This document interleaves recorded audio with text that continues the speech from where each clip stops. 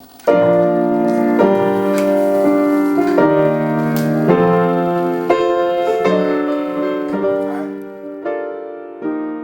process of this whole album was one of the most vulnerable, hardest seasons of literally of my career. It was like I just went to depths that I'd never been to, experienced like pushback from people that I loved more than I ever had, and ended up writing like 50 songs or something for this album.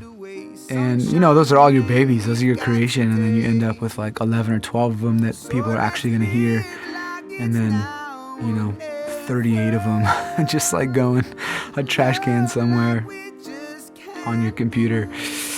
And at the end of this album, I was with my buddy Joseph Pfeiffer, and I was thinking about all the themes of this record, and I'd written so many songs, and I'd even traveled to Uganda and recorded with kids at an orphanage that are writing songs, and just been to Honduras and been to Ghana and Thailand and Roatan and all these places, in Haiti and St. Kitts, and just seen all this poverty, and was with all these people, and this sex trafficking and human trafficking and child slavery and just so much stuff, and just overwhelmed with so much stuff.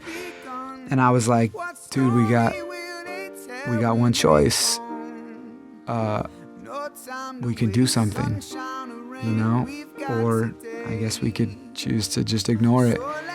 And so me and Joseph sat down and wrote this lyric like, we've got today, you know, like, dude, we don't know if we have tomorrow. You may not get another day. And so today, how are we gonna live? You know, are we gonna choose to love, or are we gonna choose to be selfish, you know?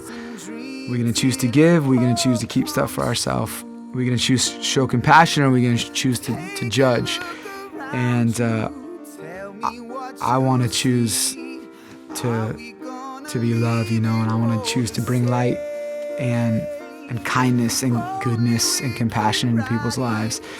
And I want it to mean something, you know. And so we sat down and originally wrote the song on guitar.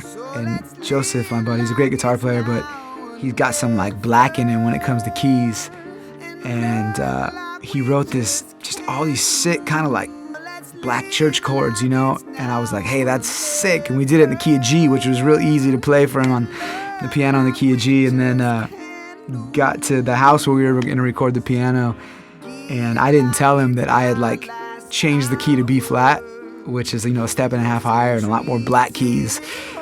And so we started recording in my scratch vocal, and he was like, hey, dude, this is not in the key of G anymore. And I was like, oh, no, dude, I forgot it's in the key of B flat. And he's like, I don't even know how to play these chords in the key of B flat, dude. I don't even know what these chords are. And so he like went home. It took him like a week to, you know, relearn the song, came back and recorded on this beautiful old grand piano.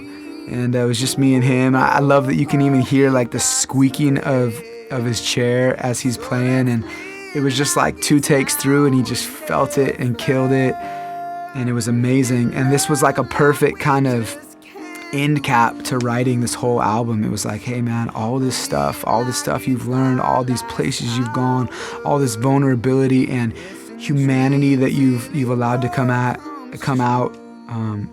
What are you gonna do with it, man? Because you might not have tomorrow, but you do have today.